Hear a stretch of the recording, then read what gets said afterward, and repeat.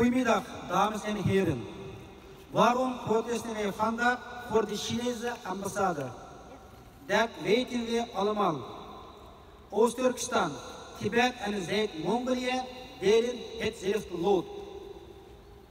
Dat wil zeggen, deze landen worden illegaal bezet door de Chinese regering. Chinese regering pleegt genocide om ons volledig uit ons land weg te vegen. Wij voeren samen actie voor de vrijheid van onze volkeren. Ik beschik over het levende bewijs van de genocide op mijn 19 familieleden door de Chinese agressor. Ik zal kort vertellen wat er in Oost-Turkestan gebeurt. Meer dan 3 miljoen Oeigoeren zitten opgesloten in de concentratiekamp. De taal, cultuur, geschiedenis en de religie van de Oeigoeren worden vernietigd. De kinderen worden gescheiden van hun ouders en ze verliezen hun eigen taal, cultuur en de religie en worden gedwongen om Chinese generatie te maken. Oeigoerse vrouwen worden niet alleen gedwongen met geen Chinezen te trouwen, maar ze worden ook verkracht, gesteriliseerd en moeten abortus ondergaan, enzovoorts. Oeigoeren worden niet alleen tot slavernij gedwongen in de fabrieken in Oost-Turkestan, maar ze worden ook duizenden kilometers verderop gedeporteerd om gedwongen in de Chinese provincie te werken in de fabrieken als slaven.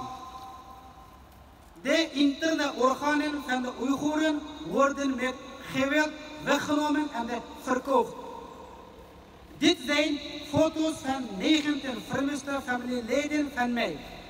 Deze 19 familieleden zijn het levende bewijs van de genocide door de China op de Oeigoeren. Sinds 23 mei 2017 heb ik geen contact kunnen krijgen met mijn familie in Oost-Turkestan. Ik weet niet of ze nog leven in een concentratiekamp of gevangen zitten. Ik heb op alle manieren geprobeerd contact met ze op te nemen, maar dat lukt mij niet. Dus heb ik sinds 23 juni 2018 in mijn eentje in de weekenden geprotesteerd op de Dam Amsterdam om de bekendheid te geven aan de genocide op de Oeigoeren. Inclusive my family. Ik heb ook vreedzaam geprotesteerd voor het gebouw van de Nederlandse regering en voor het Chinese consulaat in Den Haag. Ook Parijs voor de Eiffeltoren en voor het gebouw van de Verenigde Naties in Genève. Desondanks geen antwoorden. Ik heb brieven gestuurd naar Nederlandse koning, de minister-president en de minister van de Buitenlandse Zaken om informatie te krijgen via diplomaatkanalen. Zij nemen contact op met de Chinese ambassade, maar die gaf geen informatie. Op 14 augustus 2020 protesteerde ik voor de Chinese ambassade in de Den Haag om antwoord te krijgen over mijn familie. Toen ik mij op het trein van de ambassade begaf voor informatie over mijn familie, werd ik gearresteerd door de Nederlandse politie en na 2 uur vrijgelaten met een boete van €1000. Op 24 september 2020 kreeg ik een brief van het Nederlandse ministerie van Buitenlandse Zaken die schrijft dat zij een bericht van de Chinese ambassade hadden ontvangen, waarin stond dat 5 familieleden afzonderlijk waren veroordeeld tot gevangenisstraf van 3 tot 16,5 jaar. De andere familieleden waren zogenaamd vrij. Ik heb geen enkele vertrouwen in het antwoord dat deze 14 familieleden in vrijheid leven. Als zij vrij zijn, waarom kan ik hen dan niet spreken via telefoon?